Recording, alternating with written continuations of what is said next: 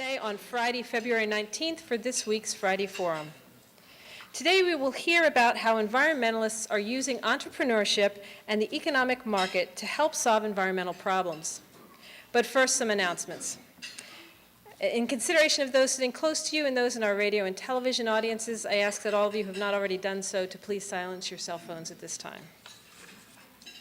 As always, we offer our appreciation to our Friday Forum corporate sponsors, without whose generous financial support these time-honored City Club luncheons would not be possible. Please join me in welcoming and offering our appreciation to our winter quarter sponsors, Stoll Reeves, The Standard, and West Coast Bank.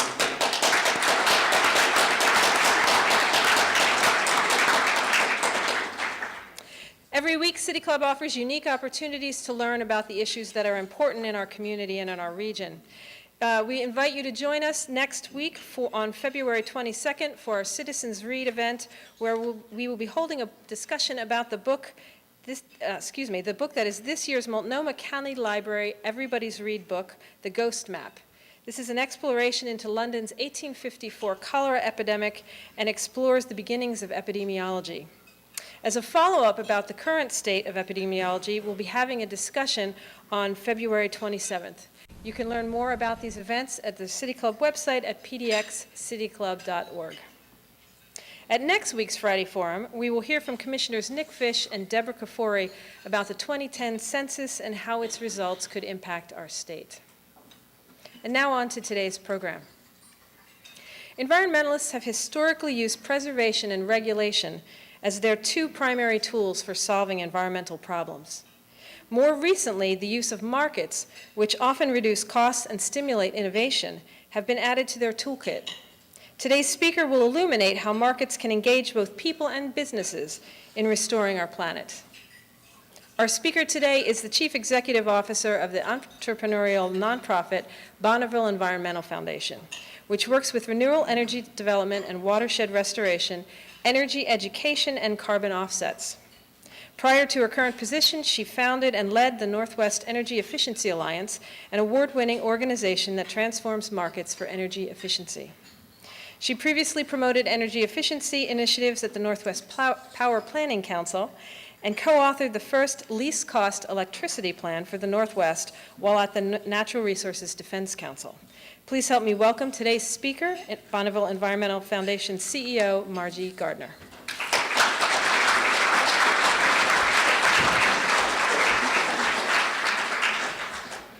Well, thank you very much for that introduction, and I'm very happy to be here.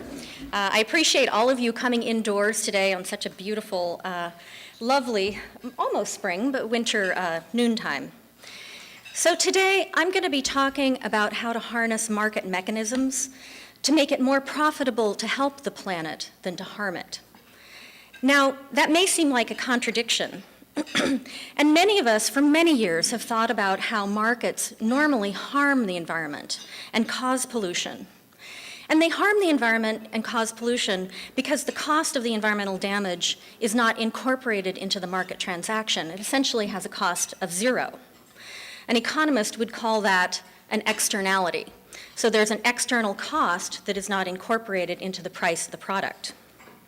My theme, however, is that if a market can be developed in such a way that it creates profit from taking the positive environmental step, then it can engage millions of people towards doing the right thing. It can actually cause environmental benefit instead of environmental damage. So I'm here to talk about how environmental markets that spawn entrepreneurism, innovation, and efficiency that collectively will engage millions of people. And I'm not talking just the buyers or the sellers. I'm talking about the local suppliers and the people who transport the products, the software designers who build the computer software to count the commodities, the lawyers, the bankers. The entire economy will be geared collectively towards making that profitable step of saving the environment the best thing to happen. So in order to do this, I'd like to start with a little bit about the history of the environmental movement to put the entrepreneurism in context. And then I'd like to turn to 4 examples of specific environmental markets to illustrate what I'm talking about with environmental entrepreneurism and commodities. The markets I'll talk about are acid rain, renewable energy, water flow, and water temperature, including potentially a bit on ecosystem services. And I'd like to also be throwing in a little bit about market mechanism theory and philosophy as well. So we're on for a ride here. So first, the environmental movement. Environmentalism is one of the most popular social movements in the United States today. There's over 5 million households that contribute $350 million a year to national environmental organizations. Those environmental organizations typically lobby and protect the environment and try to preserve it. There's an additional 6,000 more local environmental groups around the nation who also are involved in a myriad of projects such as beach cleanup or tree planting or influencing policy decisions. And imagine this in terms of a social environmental movement. 90% of Americans, in the 1990s, 75% of Americans identified themselves as environmentalists. That's truly remarkable, because a mere 30 years previously, environmentalist wasn't even a widely used term. So clearly there's large growth in the social environmental movement. The roots of this movement are typically tracked back to Thoreau in the mid-1850s when he wrote about Walden Pond. By the late 1890s, you had the Sierra Club established, and you had the first state societies of the Audubon. And in this early movement, there were two primary segments. One was typified by Gifford Pinchot, who was the first director of the U.S. Forest Service, and he espoused a utilitarian view about being an environmentalist. He didn't want to let industrialists exploit it unceasingly, but he also wanted more to manage its consumption and use, and he believed that managing those resources should be done under rational long-term management of the government. So his view was to let the government ration resources wisely as a means to preserve them. There was another segment back in the late 1800s who was epitomized by John Muir, who at heart was a total preservationist. That flavor of environmentalism didn't think that the environment should be a factor of production, but rather as something to preserve and value in its own right. And this part of the movement is typified by political battles to save such icons as Yosemite, Sequoia, and Kings Canyon areas as national parks. So I think of this early era for maybe the first 100 years as the Preservationist era of the environmental movement. Now, in the 60s, the environmental movement sprouted brand new wings with the publication of two consciousness-raising books, one, Rachel Carson's Silent Spring, and the second one, Stuart Udall's Quiet Crisis. Regulating extraction and walling off pristine areas was not going to be enough. And these books crystallized and catalyzed the public mind and drew pictures that people could get their heads around. As a result, the attitude was more like, we're polluting the heck out of much of our remaining air, land, and water, and it had better stop.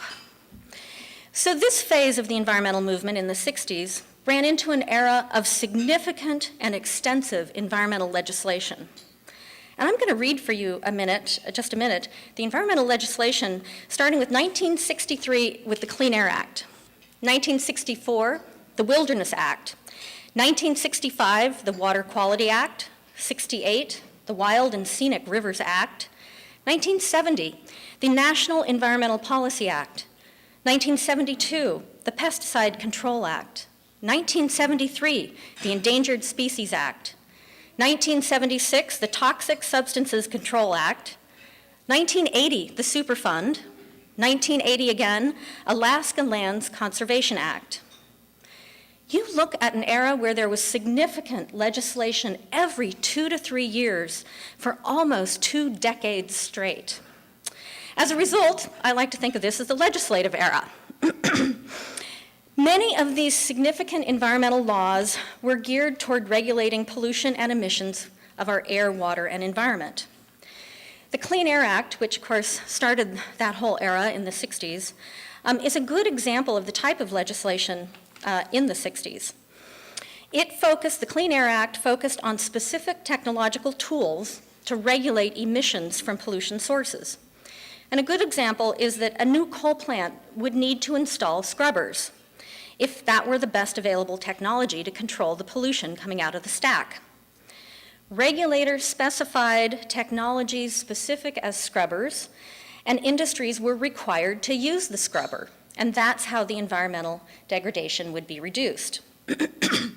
Language such as best available control technology, or BACT, became the watchword of the era, and it was really a command and control era for environmental protection.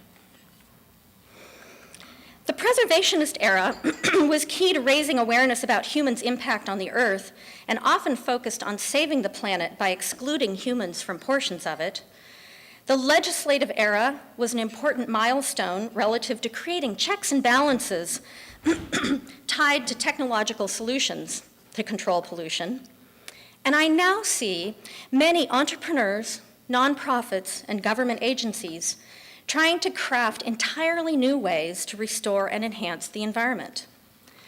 They're trying to leverage growing social capital around concern for the planet by creating market mechanisms that will protect the planet. I think of this as the era of environmental entrepreneurism. Environmental entrepreneurship. Well, what if we could create an active marketplace where people could buy units of environmental progress? Just like people today can buy renewable energy in 1,000 kilowatt-hour chunks through the purchase of a renewable energy certificate. What if consumers and large corporations could buy thousands of gallons of water put back into critically dewatered streams? These consumers could still contribute to charitable environmental groups who preserve and lobby, but they could also purchase a piece of environmental health more directly. These are the market mechanisms I'd like to describe today that are being harnessed to help the planet. So to illustrate environmental entrepreneurism, next I want to take you to two historic and two emerging markets for environmental commodities. I want to apologize up front for simplifying some very complex situations, biological processes, political processes, and regulations. But I selected this set of examples to illustrate the power of capitalism for environmental good. And compared to activism or legislation, entrepreneurial markets will bring more people together into the equation to solve environmental problems than regulation would. And the natural market forces of profit, supply, and demand should produce more innovation and efficiency than ever before in protecting the Earth. So the first example is with acid rain problem. Acidic air pollutants, such as sulfur dioxide and nitrogen oxides, are emitted in large quantities from coal plants all across the US. These acidic particles float to various basins where they're deposited in water in lakes and streams, and they acidify that water to the extent that the natural processes, ecological processes, can't absorb the acid in a way that's still safe for the environment. Acid deposition penetrates very deeply into the web of the ecosystem, changing the basic chemistry of the soil, the stream, and the streams, and effectively narrowing any niche, and in some cases narrowing it to nothing, any niche where certain plants and animals can even survive. So as lakes and streams acidify, plants, fish, and other biota can die off. Amendments to the 1963 Clean Air Act occurred in 1990, and they created the first large-scale example of a cap-and-trade system that would act as a solution for the acid rain problem. Different regulations in this amendment were set up for sulfur dioxide and nitrogen oxides, so I'm going to focus on the SO2 cap, as the cap-and-trade mechanism as my example today. So in the cap-and-trade system with acid rain, the government set a cap on the total amount of SO2 that could be emitted by all stationary sources in the United States. And these were mostly coal-burning coal plants that were being used to produce electricity. To give you an idea, in 1980, the amount of emissions from this coal plants was on the order of 17.3 million tons of SO2. And the government wanted to reduce this in half, so that by the year 2010, this year, there would only be 8.9 million tons of SO2 emitted into the environment. All those companies regulated who burn coal and emitted SO2 would need one allowance for each ton of SO2 that would be emitted. The coal plant could purchase this allowance from the government in an annual auction, or they could purchase it from their colleagues who were reducing SO2 as well, but they could not emit more SO2 per ton as the allowances that they owned. And only a certain number of allowances were allowed, again, the amount that was the cap.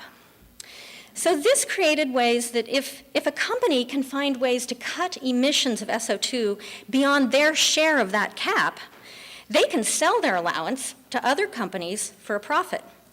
And if I can't reduce my SO2 cost effectively, then I can go out and buy allowances from other people. This motive to meet the cap or face a fine, or even further, make a profit if you can exceed your allotment, drove companies to take all sorts of actions to reduce SO2 that you probably wouldn't have gotten under regulation. This included switching to low sulfur coal, washing the coal, switching to natural gas as the fuel source, creating burning efficiencies at the generator, or scrubbing the SO2 from the smokestack. Flexibility created lots of various alternatives to reducing SO2, and the flexibility was, if I can find the cheapest way to do it, I'll be in the market and be able to sell it at a profit. So while this cap and trade approach to the acid rain problem was the first of its kind, it was hailed as a tremendous success. The Economist magazine in 2002 crowned the acid rain market as, quote, probably the greatest green success story of the past decade. So what did that success look like environmentally? Well, SO2 emissions were reduced by more than 40% over the same time period that fossil fuel use for electricity generation increased 40%. The associated acidic deposits in lakes and streams dropped by that 40%. And the benefit, this environmental benefit, which was the goal of the cap and trade system, was accomplished at a fraction of the anticipated cost of regulation. So EPA originally estimated that the program would cost implementers about $6 billion annually to install things like the scrubbers.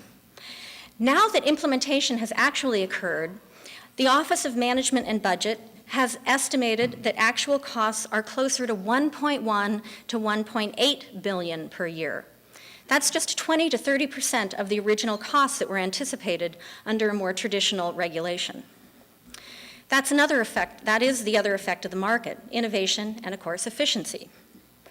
So by and large, it was the market mechanism of trading allowances among the utilities that is credited with the success of the acid rain program. Generators who can make low-cost reductions have the incentive to reduce more than required and sell the surplus. In this way, pollution reductions become marketable assets. So instead of an unintended consequence of the market, they actually are the intended consequence of the market. The environment wins by being exposed to less acid. The economy wins by having the environmental benefit accomplished at much lower cost. And low-cost producers win by making a profit. So these are some of the features about markets that, if constructed in the right way, they can be geared towards benefiting the environment. So a little bit about markets. You know, markets really exist when you have a willing buyer and willing sellers who agree to exchange goods at a brokered price. This act of trading, or this market, generates innovation because the better widget commands the most purchasers. Markets create efficiencies, since the lowest cost widget with the highest consumer value is the one purchased. And markets definitely draw entrepreneurs, those in search of financial reward when they find the faster, cheaper, and more innovative way to satisfy the customer. In the case of environmental markets, the customer and the end effect is to reduce pollution, but you've still engaged innovation and efficiency in doing that pollution reduction. Now, I want to acknowledge again, as I did in my opening, that using markets for environmental good sure feels like a contradiction once in a while, and I get tripped up in my own thinking sometimes, but Indeed, it is our history that capitalism breeds environmental degradation, an unintended side effect of industrialization. Before there was a cost to emitting SO2 embedded in the market for electricity, there was no incentive to reduce SO2, and we had acid rain. Once the cost of SO2 got embedded in the market system, we could not only reduce acid rain, but we could do so at a fraction of the cost that command and control would have produced. In the new era of environmentalism, entrepreneurs are trying to turn the externality equation on its head. Instead of environmental damage being external to the economic system, we're trying to figure out how to turn pollution reductions into marketable assets. And in doing this, the market system creates the tangible financial reward of profit. At the same time, it generates the environmental benefit.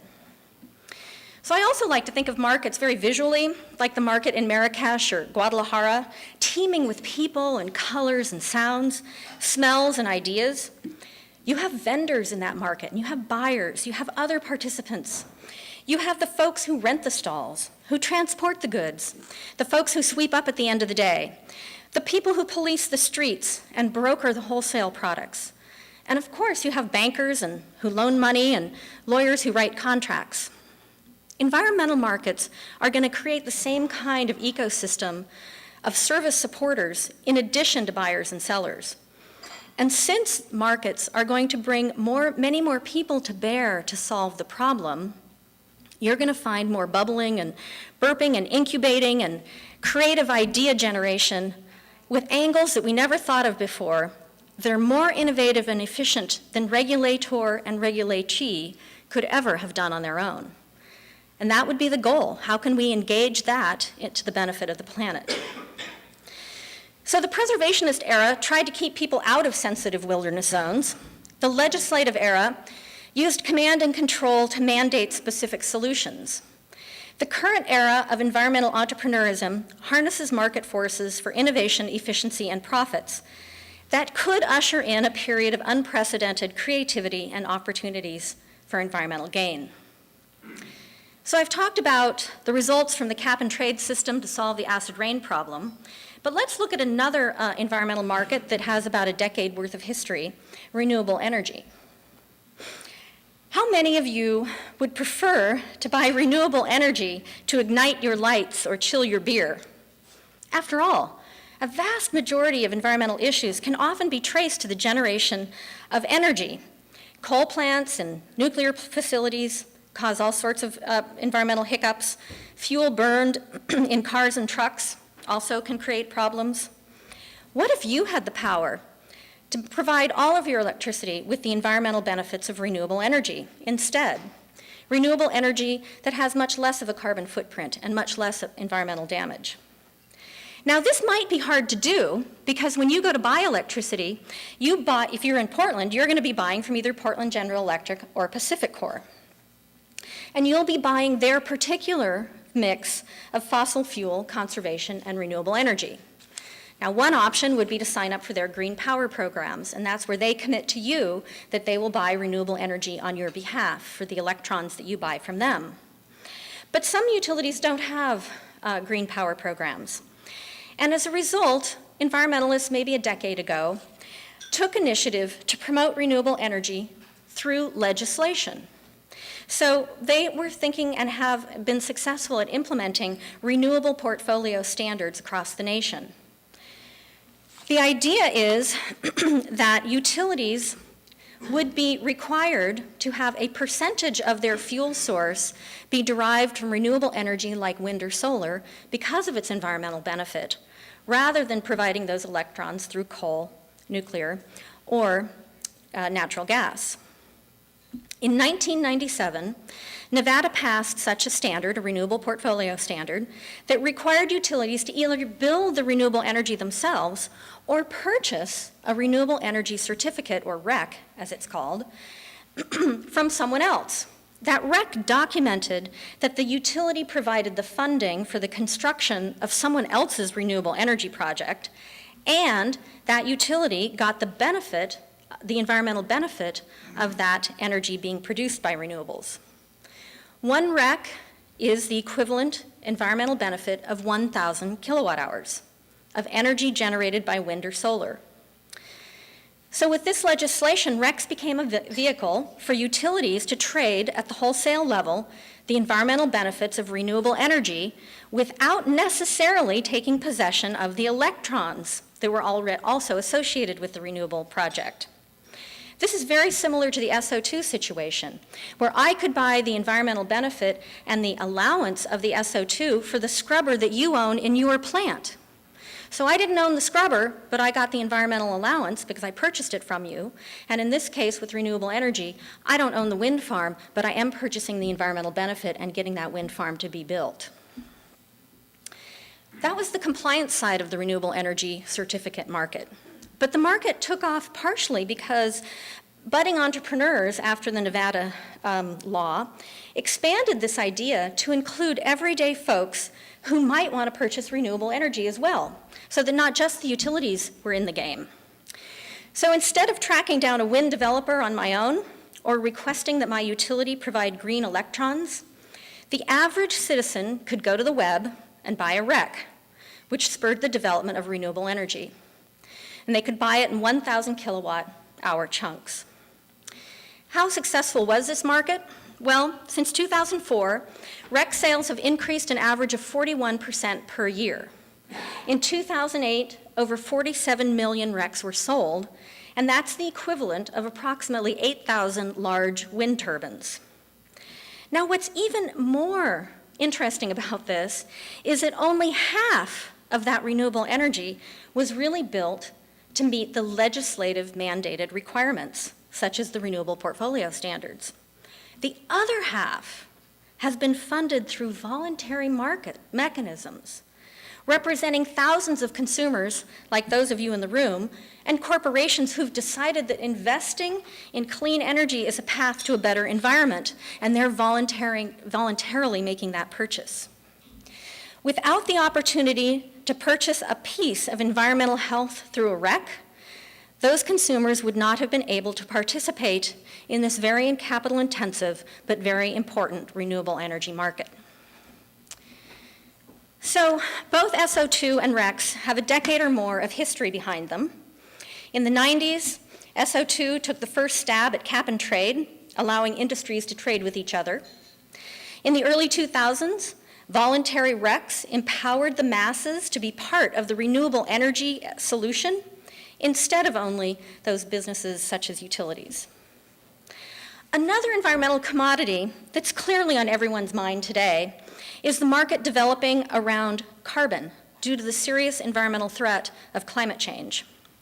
But carbon is such a gigantic headliner issue that is so important to society today that I propose that it deserves its own City Club forum, and if you haven't done one already.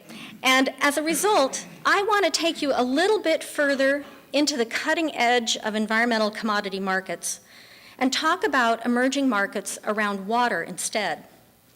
So much less has been written and acknowledged about the types of water pollution and water crisis we face on this planet that it's going to be very important to try to figure out how to harness every single tool we have in the toolkit to help the water situation for our children. I'd like to talk in the examples I have about first solving the water volume problem in streams that are chronically dewatered.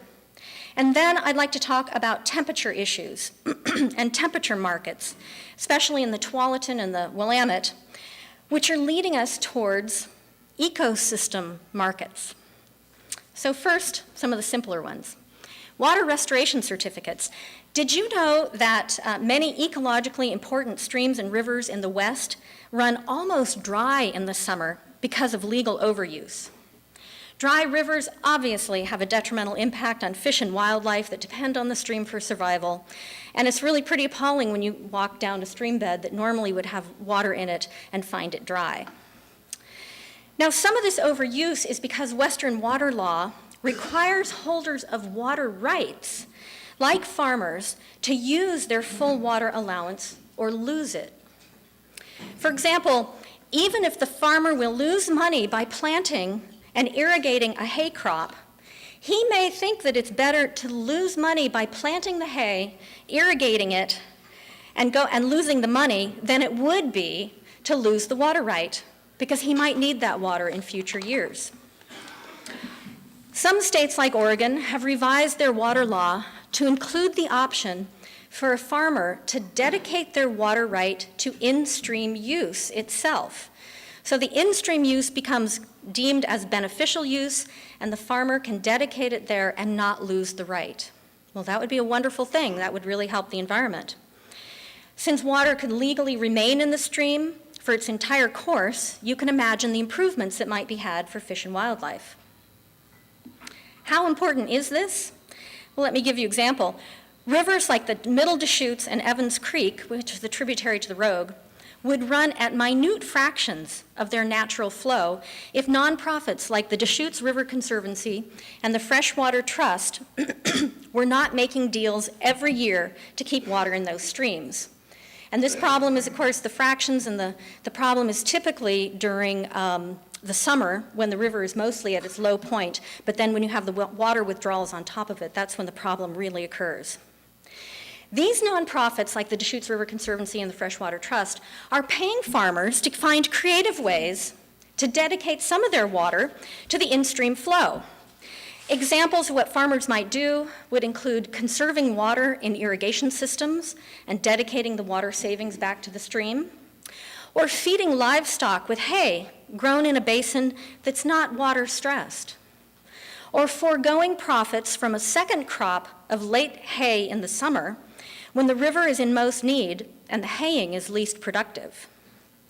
So this is one part of a market. It's engaging new suppliers in getting water in rivers and helping them put that water back in the stream for a payment that gains significant ecological benefit. So traditionally, the Deschutes River Conservancy and the Freshwater Trust might get funding from government sources such as the Oregon Watershed Enhancement Board or the Bonneville Power Administration, to pay for the actions the farmers are taking. But about 6 months ago, another nonprofit, the one that I work for, Bonneville Environmental Foundation, started selling water restoration certificates to environmentally conscious consumers and businesses who voluntarily want to put water back in critically dewatered streams themselves. This step has broadened the potential revenue sources to thousands of consumers and corporations, just like you, who can buy a water restoration certificate. For every $1 of purchase, it puts 1,000 gallons back into a critically dewatered stream that's certified as critically dewatered by the National Fish and Wildlife Foundation. If these voluntary purchases of flow in streams really takes off over the next decade, it could someday exceed the purchases of government agencies, just like RECs did. Remember, the REC voluntary sales equal the mandatory regulatory sales. Water restoration certificates, water flow back in streams could even be traded on the market, open market, much like SO2, RECs, and carbon are today. By purchasing those gallons of water restoration, the consumer is creating new revenues and potential profits that will entice more farmers to dedicate their water use to in-stream flow. So I'd like to take you to a final example that really is a bit closer to home, and it's reducing temperature on the Tualatin and Willamette rivers, which may lead to environmental commodities for ecosystems that are not just water temperature, but ecosystem services overall. But first, let's start with temperature. So high temperature in rivers reduces dissolved oxygen and therefore does very bad things for salmon and trout and other aquatic life. As a result, there have been some recent regulation upgrades, and EPA and the Oregon Department of Environmental Quality monitor the total maximum daily load of warmth that is discharged into the Tualatin and Willamette rivers from sources such as factories or wastewater treatment facilities. In 2003, Tualatin Valley Clean Water Services found themselves in a situation where they were going to have to build chillers in order to reduce the temperature from the water coming out of their wastewater treatment plants. And this was going to cost about $60 million. You'd have to build concrete and chill the water before it went back into the stream. Instead, their regulators agreed to let Clean Water Services buy cooler water from a series of suppliers upstream in the river.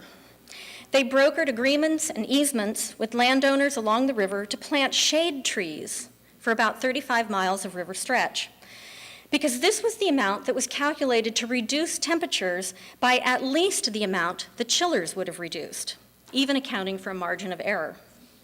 This massive effort resulted in over 2.3 million native shrubs and trees being planted on 480 acres at a total cost of about $4.3 million, merely 6% of what was anticipated to cost for the chillers. Now, in this case, it was about cooling the river, but the restoration of trees over the riverbank will result in much more environmental benefit than just temperature. The trees will provide erosion control, help the river during flooding, help groundwater restoration and recharge, and certainly provide more habitat for fish and wildlife. So in this approach, you not only got it cheaper with the same environmental benefit, you got it cheaper with the temperature benefit, but you also got dramatically additional environmental benefits. Now, there's a group here in town that's leading the nation in leveraging the temperature market even further. They're called the Willamette Partnership, and they're working to set up mechanisms to measure and quantify environmental services packaged into units a consumer can recognize and buy, like 1,000 gallons of water, or 1,000 kilowatt hours of renewable energy, or a ton of carbon or SO2. The Willamette Partnership is starting with temperature credits, like those created in the Tualatin, but the next set is definitely more intriguing. They're figuring out how to define salmon habitat, or wetlands, or upland prairie habitat in a way that will allow credits to be bought and sold. This will allow people to be able to pay those landowners who want to restore salmon habitat and wetlands and prairies and own that land to be paid to do so in an open market. And so their goal is to create this kind of market system, to have create a market where the landowners who can provide the environmental benefit can meet up with the people who want to buy that. In many cases, the first customers may be regulated entities, much like it was with SO2. But over time, it's quite possible that our children will want to be buying ecosystem credits for salmon habitat or wetland restoration. Now, if any of you in the room still doubt that the environmental movement is moving towards figuring out how to engage markets for environmental good, I would like to propose, the dummy answer here, which is that my kids and I learned to knit and juggle from the dummy books, but today you yourself could learn to be a commodity trader in environmental commodities using a dummy book. And this one's called Environmental Commodities for Dummies. Find out about the new environmental markets and why you should participate. So I guess one of the questions that leaves me with is, will environmental commodities one day be as commonplace as knitting and juggling? Well, it's possible. It really depends on how this emerging era will end up. But I do need to, before I finish, put us out a few caveats. Markets exist so that we can trade. Trade makes us both better off. I mean, if you have something I want and I have something you want, we're both better off if we're willing to exchange them. So markets don't exist to make profits, but profits are often a result of that trade. The same is true of environmental markets. They exist to create the environmental benefit through mutual trades that are beneficial to both of us, and they are likely to result in profit, which would be an important ingredient to heating that commodity market up. So that's just an important thing to keep in mind, because I know sometimes I keep going back to the profit and the environment, and it doesn't quite mesh sometimes. The other caveat is that, which is like the supreme caveat for this whole thing, is that markets only work if you have the right rules and those rules are enforced. Rules and compliance with the rules can make or break whether the actual outcome of environmental good is achieved.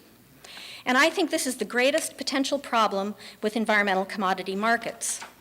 If the rules aren't correctly designed and enforced, the outcome of environmental good won't be produced, even though a lot of money will have exchanged hands. And if that's the case, then that could ruin it for everyone. So, in closing, Markets alone cannot solve the magnitude of environmental problems that face us today. Advocacy is essential to raise awareness. Government and legislation are required to create the right checks and balances and preserve key geographic locations.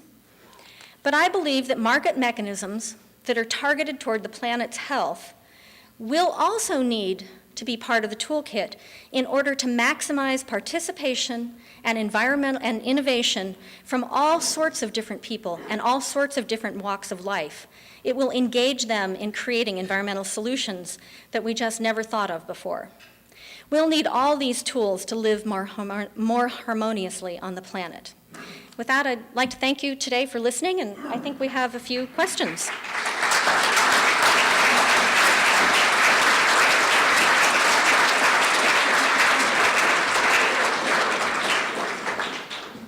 The first question, as always, will be asked by our City Club host. Our host today is City Club Governor Ted Kaye. A member since 1990, Ted received the City Club President's Award in both 2008 and 2009. Ted is currently the club's treasurer and chairs the Finance Committee. He also recently helped lead the successful campaign to establish the club's research endowment. Ted?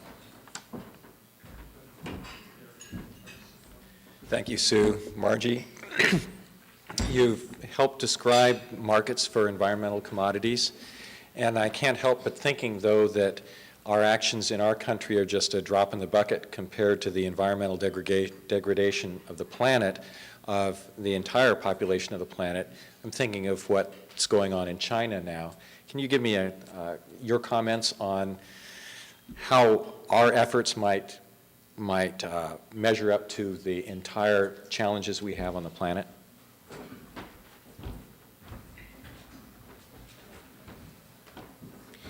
Well, I agree there are some particularly daunting areas of the world in terms of the types of environmental degradation that are happening, and China is certainly one area. I think there's two aspects to that. One is that we have to start somewhere and we have to model the right kind of market. And that might take some testing and true-up.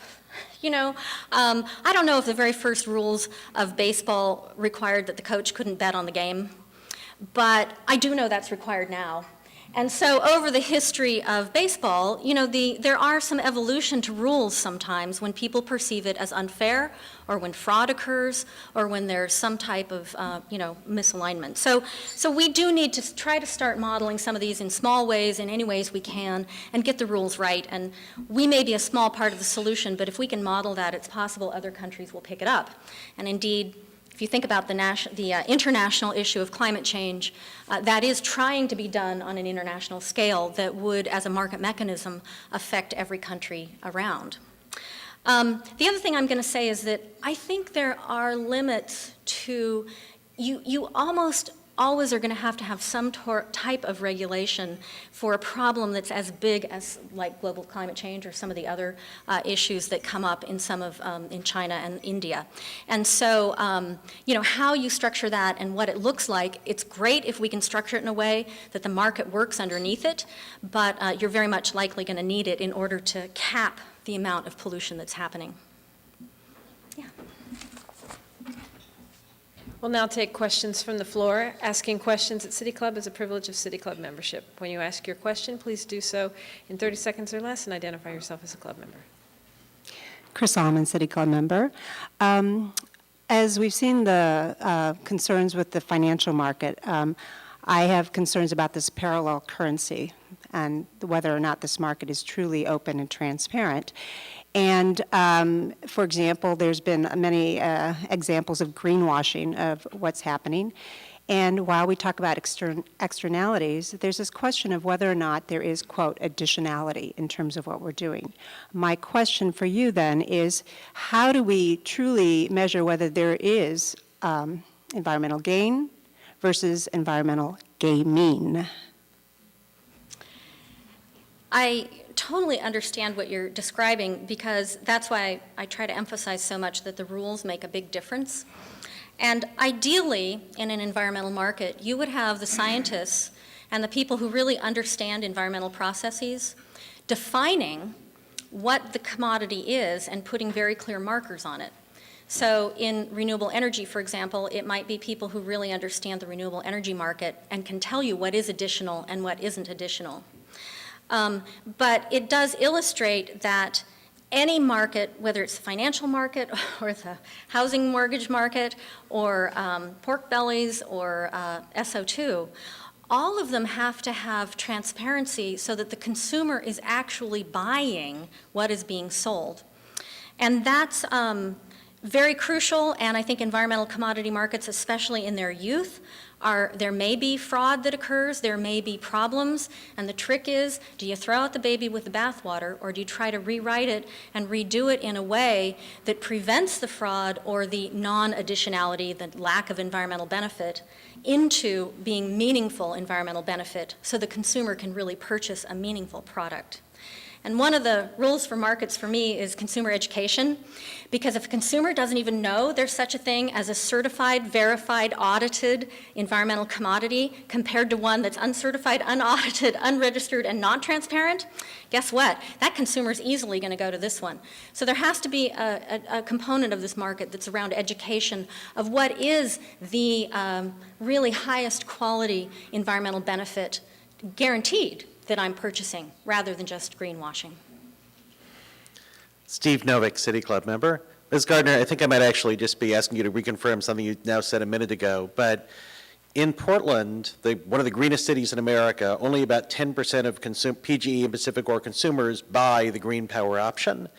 In the example of the acid rain market, everybody participated in it because they were forced to. They were told you cannot emit unless you have a permit. You were forced to participate in this market. So wasn't that actually an example of a combination of command and control? You have to participate in this market, and there's an absolute limit on emissions. And as you said a minute ago, allowing a market to perform underneath that command and control rubric? I would absolutely agree with that.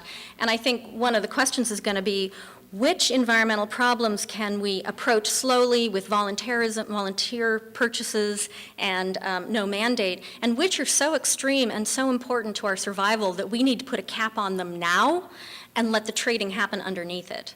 So it is clearly the combination of those two tools that are going to help us through the next set of environmental issues, I believe.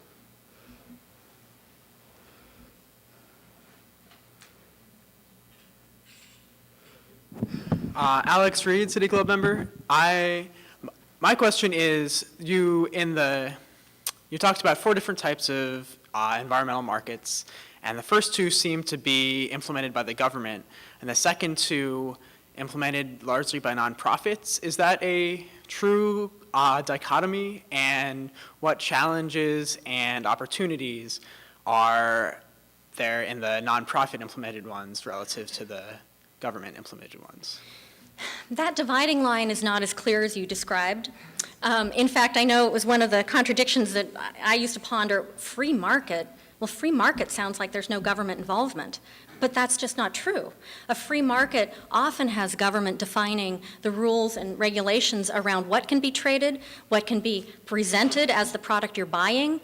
Government is almost always involved in markets to prevent fraud and to prevent forced purchase. So the first one is clearly the government set a cap and then allowed this market underneath to heat up. The second one, renewable energy, had both. It had essentially your requirement to have some renewable energy, but then once you turned it over to consumers and businesses who had a pent-up demand and wanted renewable energy, you also got large purchases there. The third one, which is around water flow, has folks like the Bonneville Environmental Foundation help develop the mechanism because they're required to try to restore fish and wildlife in the Columbia River Basin.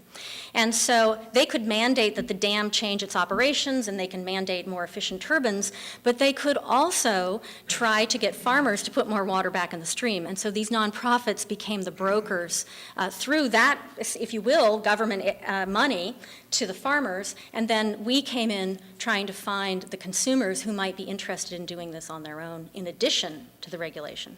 Well, What was the nonprofit that was required to do that? Well, which one? Bonneville Power Administration or the? Oh, you said BPA. BPA is the okay. one, right, as a government Right. agency. Well, they're not really a Right. government, they're like a government agency. I confused the two, okay. Yeah, and Bonneville Environmental Foundation, which is the nonprofit I work for, has been working to try to get the voluntary purchases of people who would be interested in re-watering these streams in Oregon. Steve Shell, member. Margie, you talked about these credits, and I'm concerned about a kind of distinction that's possible with credits, whether they're RECs or whatever they are. One of them is where the cap-and-trade situation that you and Steve Novick were addressing is in place. So there's a regulatory thing, such as the Massachusetts case that required consideration of carbon as a carbon dioxide as a pollutant. There's also this argument that you made regarding my being able to buy a green tag or a REC or whatever. When I buy that as a person rather than as a part of my utility or something else, just as an individual, it seems to me I'm doing societal welfare.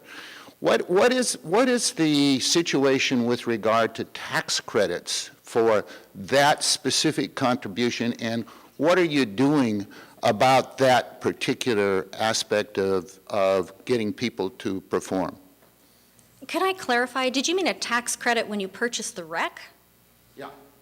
I don't So, know that you can get a tax credit for purchasing a Well, REC. That's an interesting yeah, idea. that's the point. Isn't it that the Yeah, point? okay, I see. That's the whole point. In essence, I'm not doing it because I'm required to. I'm doing it to help society. What's the difference between that and contributing to the Sierra Club? I got you. And yes, it is tax deductible for your voluntary individual taxes. If you contribute to a nonprofit that is, putting part of that towards the renewable energy development, it is very similar. You get a tax break for that. And it is a societal good that you're contributing to, and the government does support people who make individual contributions. I could take my $100 and I could decide that what's most important to me is to make sure there's more wind power in the world, because I believe in fossil fuel reduction. I want to reduce climate change. I want to make our fuel supply more domestic and secure from external countries.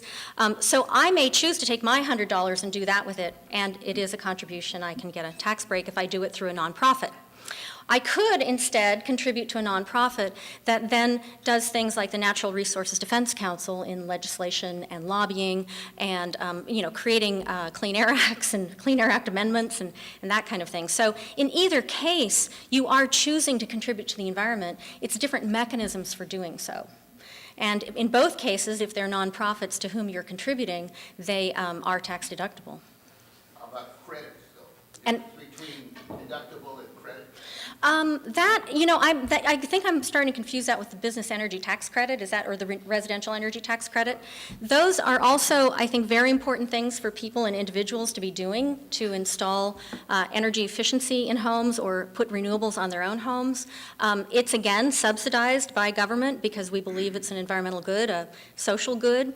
I don't know I haven't looked at the efficiencies of which one, would create the biggest efficiency, but it's certainly one of the tools, especially in the state of Oregon, that's available today. Paddy Tillett, member of the City Club. The European carbon trading effort has been disappointing in many respects, mostly because the value of the credits has not risen as it was hoped to. Arguably, that's because too many were given away as a means of getting the legislation passed in the first place. Are we going to follow the same pattern here, or is there a way around that so we have the sort of success you described for SO2? Boy, that's a difficult political solution, because the people who are going to be regulated would, of course, like to get the ability to do this free and cheaply for a while, and so government has an incentive to give it away in order to get their votes. But I think the trick is going to be what portion are auctioned, what portion are given away, and for which purposes. And that's part of the crafting of the ground rules around what's going to make an effective market. And yes, I think you're right, in the EU, some people believe either the cap was set too high, or by giving away so many allowances, it didn't create enough value. But in either case, it always goes back to how do you set the right rule to get the environmental outcome and the market really heated up. So who knows where we're going to end up when we actually do, in the United States, come to some kind of regulation. Another option, of course, instead of cap and trade, would be a carbon tax, or a tax on any of these environmental goods. And that, of course, has its own set of political problems. It does it brings the trade into a different angle, but it is one of the ways to kind of internalize that cost and use price to drive the right environmental action. Thank you. Oh, yeah, I did bring brochures if folks are interested in the WRC or RECs and offsets, and my card's up here as well. Thanks. We still have a few more minutes, and so if there are any non-members who would like to ask a question, we could probably take one or two. Is there anyone here who'd like to do that before we close? In that case, I would say that please join us next week on February 19th to hear about the 2010 census and the potential impact on Oregon. And as we close, please join me in expressing our appreciation to today's speaker, Margie Gardner. We're adjourned.